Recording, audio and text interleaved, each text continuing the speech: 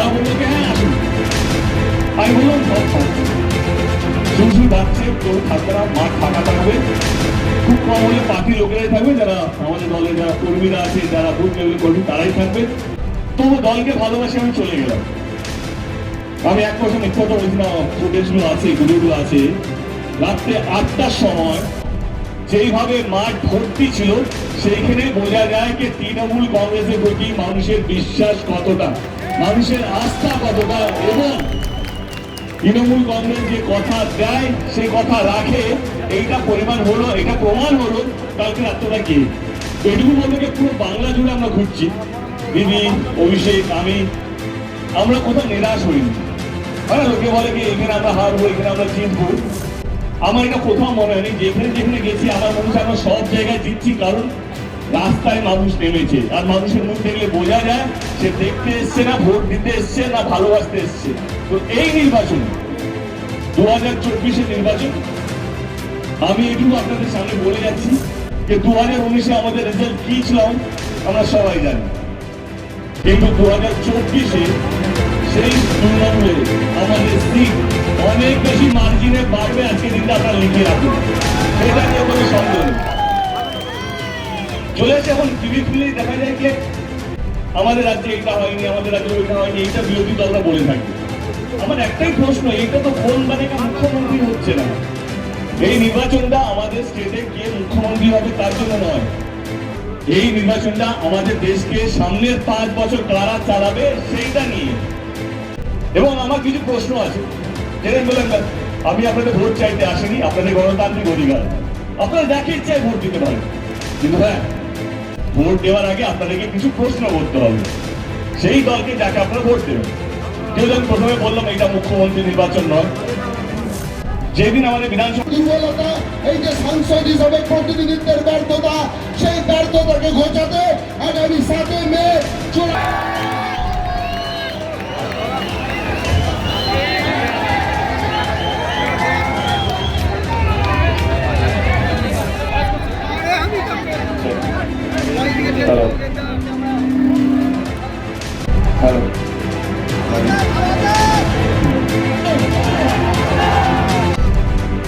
ভালো আছেন?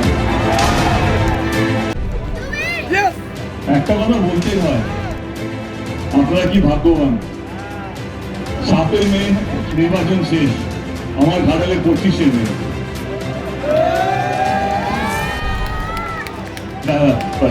আমরাও ভাগ্যবান। আমার মনে হয় কি এখানে আমার আসার দরকারই ছিল না। পলাশ ভাই যা বললো তারপরে কিছু বলারই থাকে না, কিছু বলার বাকি থাকে না। প্রথমে 2-4টা কথা বলবো, ভোটটা নিয়ে পরে আসছি। আমি 10 বছর ধরে রাজনীতি করতে আছি দিদির হাত ধরে। আমার কোথাও যেন মনে হচ্ছে শিক্ষিত লোকেদের দরকার রাজনীতি করতে, সে যেই দলেরই হোক না কেন, পড়াশোনার লোক যারা বাংলাকে রিপ্রেজেন্ট করবে, বাংলার কথা গিয়ে বলবে। আর যদি বড় কথা বলি তাহলে ভারতের কথা গিয়ে বিদেশে বলবে। পার্লামেন্ট এমন একটা জায়গা যেখানে শুধু আমরা বাংলাকে রিপ্রেজেন্ট করি না, আমরা আমাদের দেশকে রিপ্রেজেন্ট করি।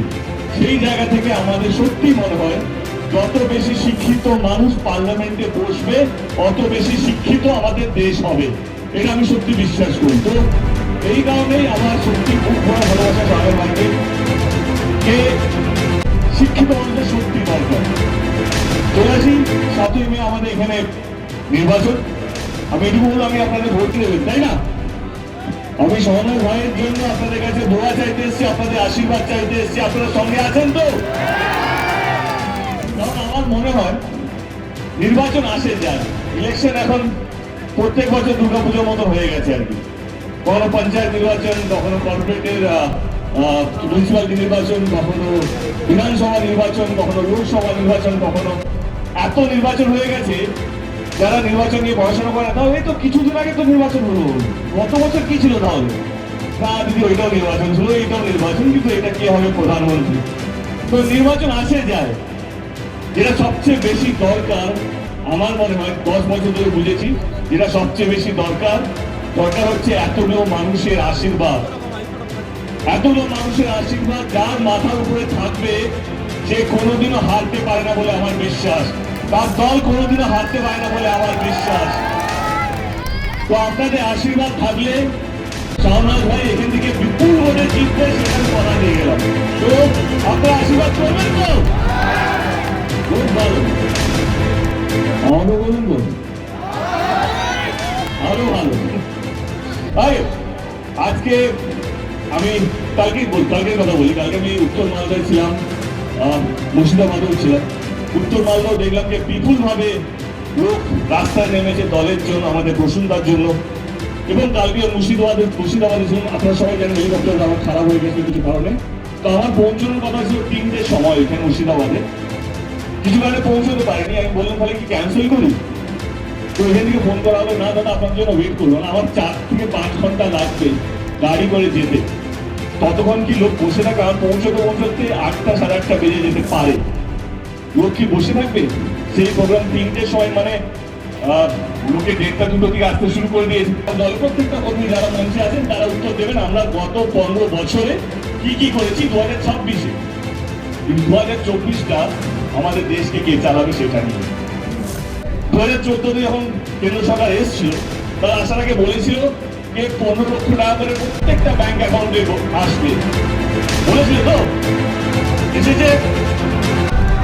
বলেছিল প্রত্যেক বছর 2 কোটি চাকরি দেবে। প্রত্যেক বছর 2 কোটি চাকরি তো দূরের কথা, আমাদের রাজ্যের চাকরিগুলো ওরা কাড়িয়ে নিচ্ছে। যেই ছেলেগুলো কষ্ট করে চাকরি পেয়েছে সেই চাকরিগুলো চলে গেছে। এবং আপনার শুনে অবাক হবেন যে আমাদের দেশে আজকে চাকরির যা খারাপ অবস্থা সেটা স্বাধীনতার পর কোনোদিন এত খারাপ অবস্থায় নামেনি যেটা আজকে দাঁড়িয়ে হয়েছে। তো কার কে জিম্মেদার এটার জন্য? কেন্দ্র সরকার। বিজেপি না, যে কেন্দ্র সরকারে থাকবে সে, তাই তো? বিজেপি আছে কেন্দ্র সরকারে। দেখুন আমি একটা কথা পরিষ্কার বলি, আমার কেউ শত্রু না।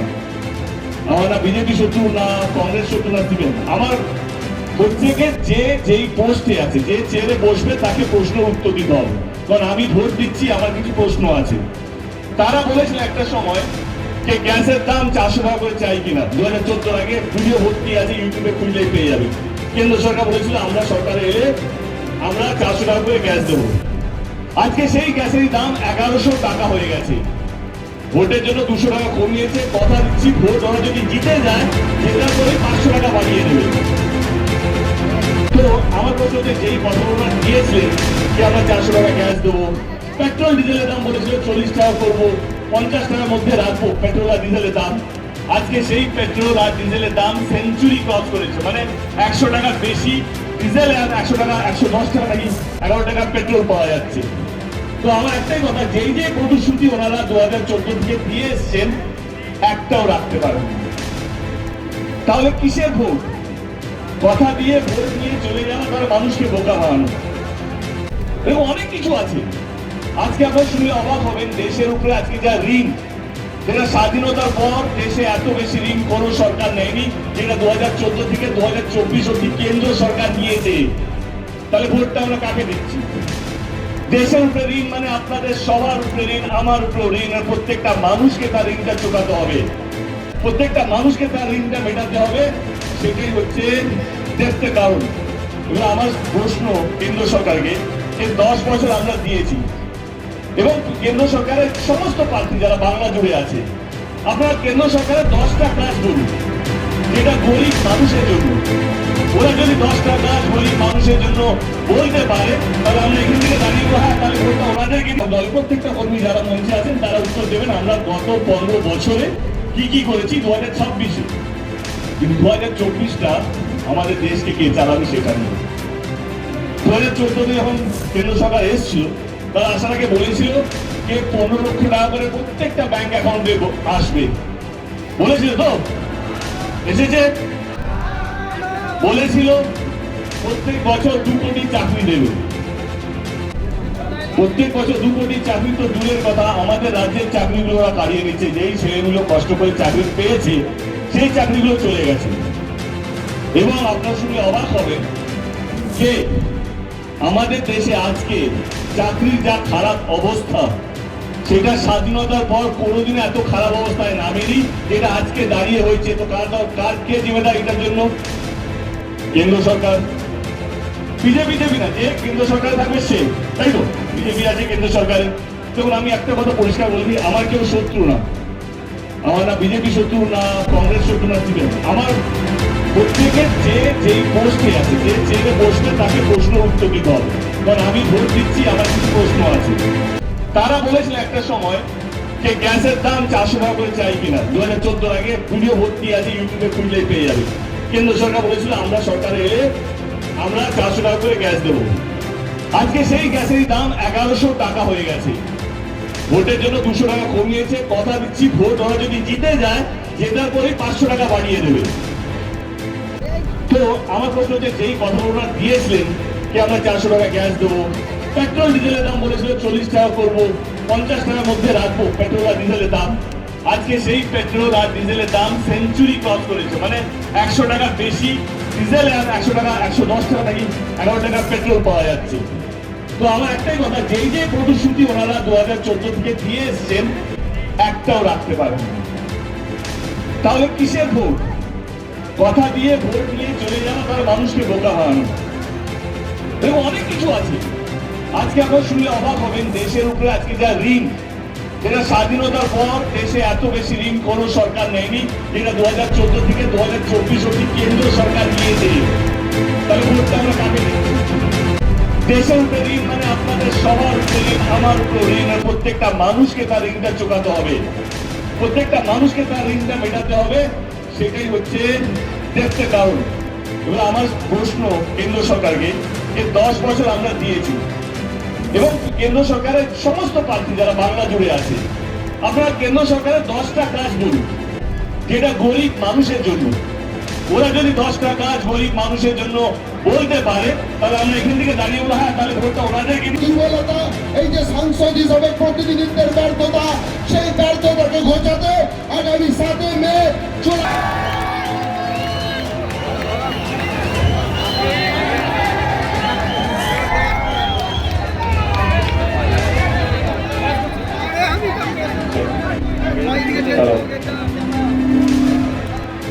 হ্যালো,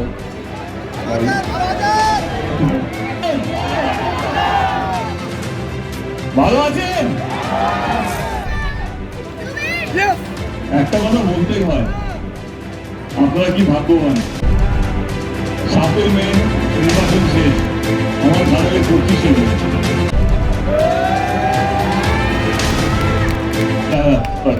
আমরাও ভাগ্যবান। আমার মনে হয় কি এখানে আমার আসার দরকারই ছিল না।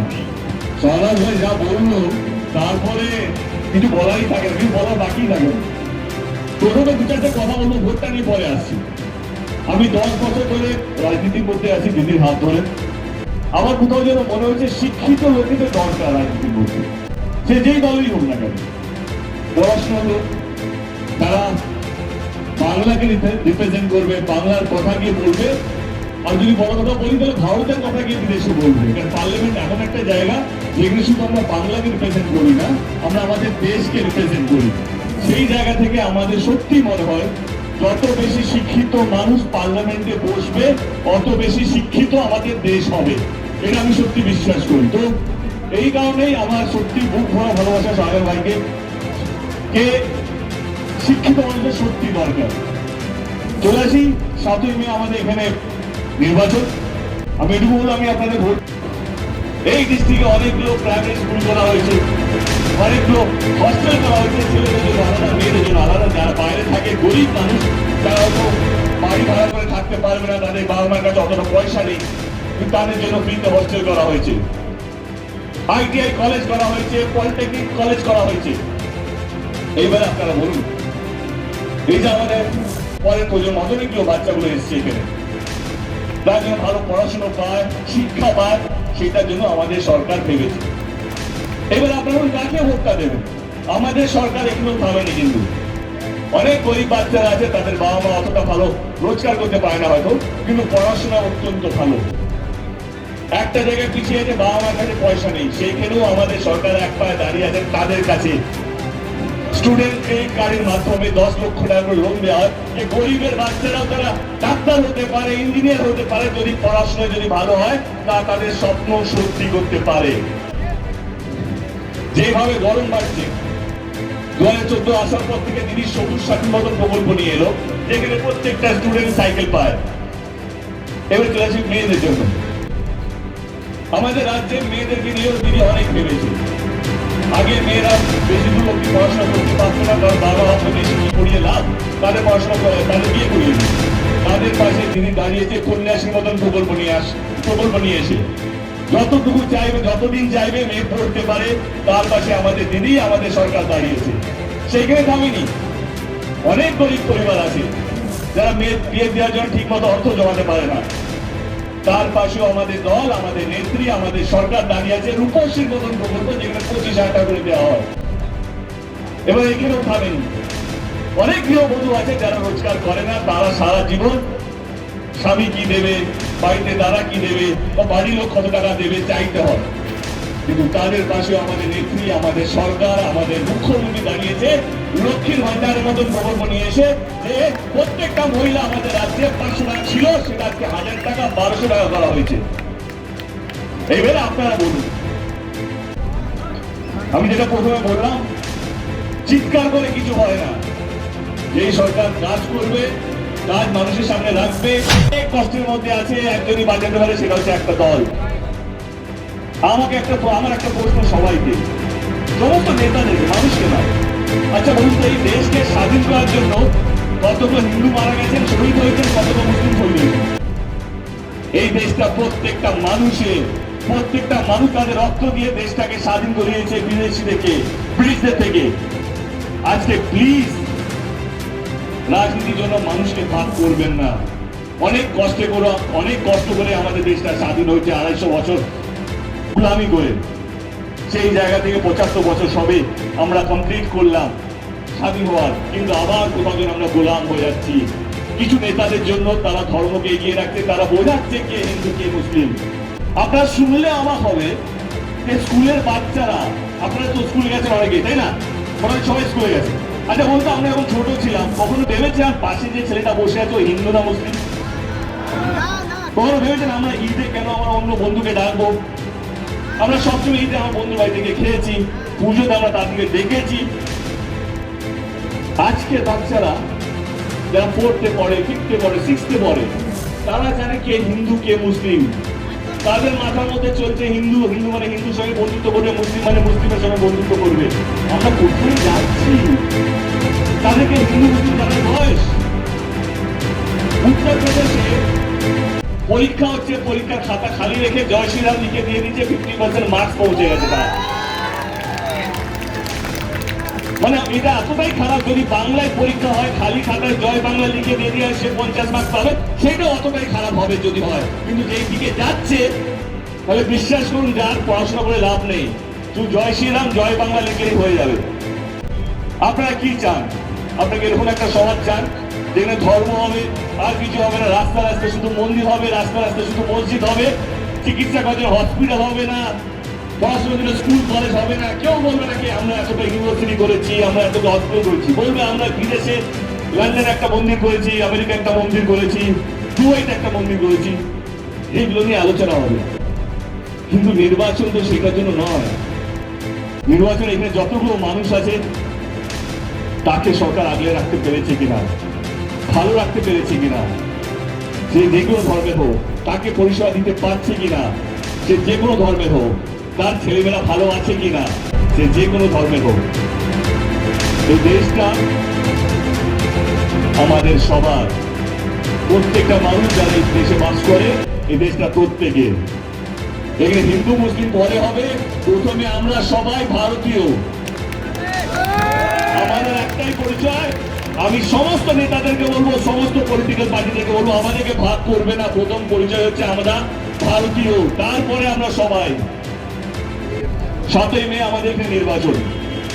যদি আপনাদের মনে হয় কি আমাদের দল সত্যি বাংলার মানুষকে নিয়ে ভেবেছে, দক্ষিণ বাংলার মানুষকে নিয়ে ভেবেছে, এটা পরিষ্কার আপনাদের চোখের সামনে যে 7 তারিখে 3 নম্বর বাটন দেবে, কাকে ভোটটা দিতে হবে। অসংখ্য ধন্যবাদ। আপনারা অনেক কাজ করেনি। আর যখনই আমাদের দেশে কেউ যখন কাজ করে না, তখন একটা সহজ উপায় আছে আমাদের দেশে, সেটার জন্য আমরা সবকিছু মেনে নিই, সেটার জন্য আমরা সবকিছু ভুলে যাই। সেটা হচ্ছে ধর্ম। আমাদের দেশে ধর্মের নামে সবকিছু করা যায়। কোনো সরকার যদি কোনো কাজ যদি না করে থাকে, যখনই নির্বাচন আসবে তখনই ধর্মকে এগিয়ে রাখবে। যে আমরা রাম মন্দির করেছি, আমরা এটা করেছি, আমরা বিদেশে মন্দির করেছি। আমার কথা হচ্ছে নির্বাচনটা মন্দির বানানো নিয়ে না। 2024 নির্বাচন কে কতগুলো মন্দির বানাচ্ছে, কে কতগুলো মসজিদ বানাচ্ছে, না না না না, এই নির্বাচনটা সেই নির্বাচন নয়। 2024 নির্বাচনটা হচ্ছে কে কতগুলো হসপিটাল বানাচ্ছে, কে কতগুলো স্কুল বানাচ্ছে, কে কতগুলো রাস্তা বানাচ্ছে, আর কে মানুষকে ভালো রাখছে, সে হিন্দু হোক, মুসলিম হোক, ইসাই হোক বা যে কোনো কমিউনিটি হোক। এই নির্বাচনটা হচ্ছে সেই নির্বাচন। আমি আপনাদেরকে রাজনীতি বোঝাতে আসিনি, আপনারা রাজনীতি আমার চেয়ে বেশি বোঝেন। এবং যারা আমাদের দলের কর্মী আছে, মানুষকে বোঝানোর একটা মাত্র দিন আছে। যারা এখনো ভাবছে যে কেন্দ্র সরকারকে ভোট দিলে বা বিরোধী দলকে ভোট দিলে হয়তো ওরা আরো 100 টাকা গ্যাসের দাম, 1000 টাকা গ্যাসের দাম, 1100 টাকা গ্যাসের দামটা 5 লাখ করবে, না না না। নির্বাচন হইলে আপনার গ্যাসের দাম বাড়বে, সমস্ত দাম বাড়বে, কারণ এই টাকাগুলো খরচা হচ্ছে নির্বাচনে, সেটা তো আদায় করতে হবে। সেই জায়গা থেকে আমি বলবো আমাদের সরকারের কিছুটা আছে। এই নির্বাচনটা কে কতগুলো হসপিটাল বানাবে, স্কুল বানাবে, সেটা নিয়ে যেটা বললাম, তাহলে আমরা শুনে রাখবো। এই ডিস্ট্রিক্টে আমাদের সরকার 2013 পর থেকে অনেকগুলো সুপার স্পেশালিটি হসপিটাল বানিয়েছে, SNSU চাইল্ড কেয়ার বানিয়েছে, এবং সবচেয়ে বেশি জরুরি সেটা হচ্ছে একটা গরিব মানুষ যদি বেশি বড় অসুখ হয়ে যায়, তারা প্রাইভেট হসপিটালে যেতে পারছে না, কারণ তাদের কাছে পয়সা নেই। তারা সরকারি হসপিটালে যেত, যখন ডেট পাবে, কারণ অনেক লাইন লাগে, সেই ডেট পাওয়া অবধি তাদেরকে বসে রাখতে হতো।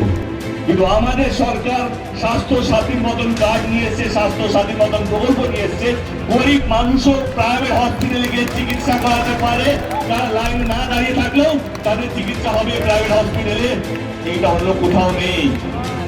তাহলে ভোটটা আপনারা কাকে দেবেন? যে আপনাদেরকে নিয়ে থাকে, আপনাদেরকে নিয়ে ভাবে, তাকে তো ভোট দেওয়া উচিত। এদিকে